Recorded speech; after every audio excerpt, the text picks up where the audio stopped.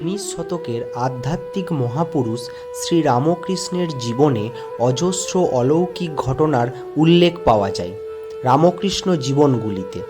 ভক্তরা এই সব ঘটনাকে ঐশ্বরিক লীলা বলে মনে করেন। মনস্তাত্ত্বিকরা আবার এই সব ঘটনার বৈজ্ঞানিক ব্যাখ্যা দিয়ে থাকেন। ঠাকুরের বিবাহপূর্ব জীবনের 10টি এমন অলৌকিক ঘটনার উল্লেখ রইল যেগুলি প্রায় কিংবদন্তির আকার নিয়েছে। ঠাকুর শ্রী শ্রী রামকৃষ্ণের জন্মের আগে থেকেই তার জন্মের নানা অলৌকিক পূর্বাভাস তার পিতামাতা পেয়েছিলেন। 1835 সালে রামকৃষ্ণের পিতা ক্ষুদিরাম তীর্থ ভ্রমণ করতে গয়া গমন করেছিলেন। সেখানে এক রাত্রে ঘুমের মধ্যে তার স্বপ্নে আবির্ভূত হন বিষ্ণু অবতার গদাধর। স্বপ্নেই গদাধর বলেন যে তিনি ক্ষুদিরামের সন্তান রূপে অবতীর্ণ হবেন ধরাধামে। এই ঘটনার 1 বছর পরে জন্ম হয় গদাধর ওরফে ঠাকুর রামকৃষ্ণের। ক্ষুদিরাম যখন গয়ায়, তখন রামকৃষ্ণের জননী চন্দ্রাদেবী একদিন শিব মন্দিরে গিয়েছিলেন পূজা দিতে। সেখানে এক অলৌকিক অভিজ্ঞতার শিকার হয়েছিলেন তিনি প্রত্যক্ষ করেন এক বিশাল দিব্যজ্যোতি মহাদেবের শ্রী অঙ্গ থেকে নির্গত হয়ে প্রবেশ করছেন তার শরীরে। এই ঘটনার কিছুদিন পরেই গর্ভবতী হন চন্দ্রাদেবী। গদাধরের বয়স যখন 6 কি 7, তখন বন্ধুদের সঙ্গে মাঠে ক্রিয়ারত গদাধরের চোখ হঠাৎ চলে যায় আকাশের দিকে। কালো মেঘের প্রেক্ষাপটে এক ঝাঁক বককে উড়ে যেতে দেখে ভাবতন্ময় হয়ে পড়েন বালক গদাধর। কিছু পরে মূর্ছে যায় সে। জ্ঞান ফেরার পর দেখা যায় সে একেবারে স্বাভাবিক হয়ে গিয়েছে।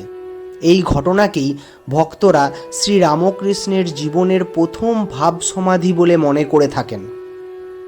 ঠাকুর রামকৃষ্ণদেবের বয়স যখন 8 বছর, তখন তিনি তার প্রতিবেশিনীদের সঙ্গে কামারপুকুরের অদূরে নানুর গ্রামে বিশালক্ষী দেবীর পুজো দিতে যাওয়ার সময় দেবীর নাম গানরত গদাধর পুনর্বার ভাবতন্ময় হয়ে পড়েন।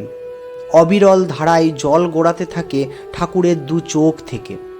সন্ত্রস্ত মহিলারা এক মনে বিশালক্ষী দেবীকে স্মরণ করেন এবং তার কৃপা প্রার্থনা করতে থাকেন। কিছুক্ষণ দেবীর স্তব করার পর স্বাভাবিক হয়ে ওঠেন ঠাকুর শ্রী শ্রী রামকৃষ্ণদেব। ভক্তরা মনে করে এটাই ঠাকুরের দ্বিতীয় ভাব সমাধি।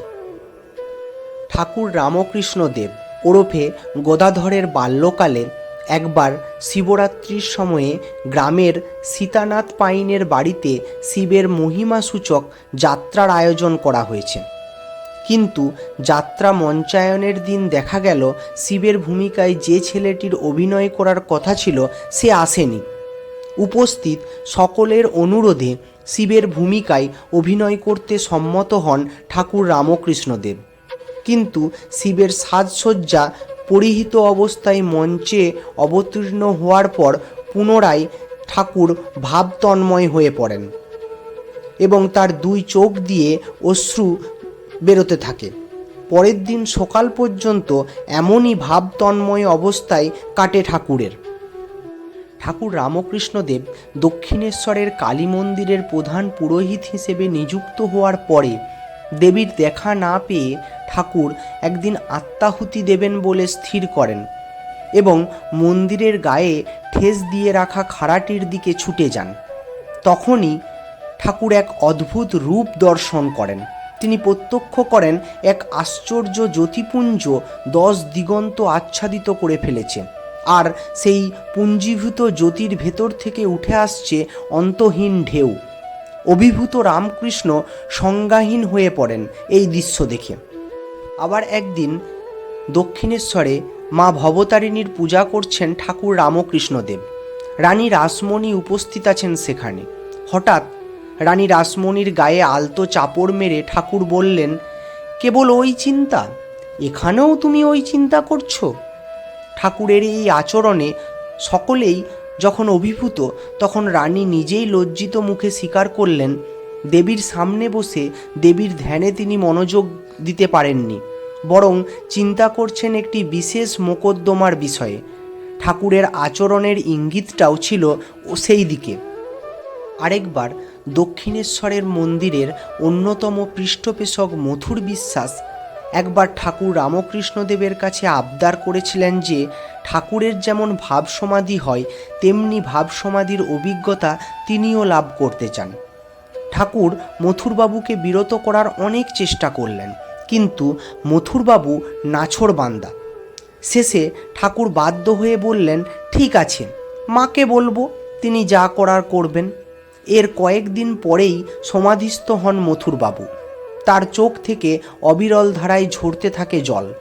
সেই অবস্থায় ঠাকুরকে দেখে তিনি পা জড়িয়ে ধরেন এবং গদগদ কণ্ঠে বলেন, এ কী করলে ঠাকুর? আমার যে আর বিষয়কর্ম কিছুতেই মন বসে না, আমাকে মুক্তি দাও এর থেকে। ঠাকুর হেসে বললেন, আগেই বলেছিলুম, ভাব সমাধি সকলের সয় না। আরেকবার ঠাকুরের খুড়তুতো দাদা হলধারী কোনো কারণে ঠাকুরের প্রতি রুষ্ট হয়ে তাকে অভিশাপ দিয়েছিলেন, তোর মুখ থেকে রক্ত উঠবে। তার কয়েকদিন পরে সত্যিই ঠাকুরের মুখ থেকে রক্তপাত শুরু হয়। হলধারী সহ অনেকেই আতঙ্কিত হয়ে পড়েন। শেষে এক বয়স্ক সাধুকে ঠাকুর পরীক্ষা করে বলেন, আসলে হঠযোগ সাধনার চরম অবস্থায় জড় সমাধিতে পৌঁছে গিয়েছিলেন ঠাকুর শ্রী শ্রী রামকৃষ্ণদেব। ফলে সুষুম্না দ্বার খুলে গিয়ে রক্ত মাথায় উঠতে যাচ্ছিল। এই অবস্থায় রক্ত মুখ দিয়ে বের হয়ে গিয়ে উপকারী হয়েছেন তার, নতুবা ঠাকুরের জড় সমাধি আর ভাঙত না। নিজের অভিশাপ বরে পরিণত হয়েছে দেখে স্বস্তির নিঃশ্বাস ফেললেন হলধারী। দশম অলৌকিক ঘটনাটি হলো, একবার ঠাকুরের বিয়ে দেবেন বলে মনস্থির করেছিলেন মা চন্দ্রাদেবী এবং দাদা রামেশ্বর, কিন্তু পছন্দ মতো পাত্রী আর কোথাও মিলছিল না। শেষে ভাব সমাধিতে অবস্থায় ঠাকুর একদিন বলে উঠলেন, জয়রামবাটি গ্রামের শ্রী রামচন্দ্র মুখুজ্জির বাড়িতে যে পঞ্চম বর্ষীয় কন্যা আছে সেই আমার জন্য উপযুক্ত।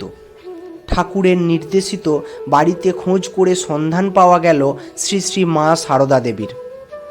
আজ এতটুকুই।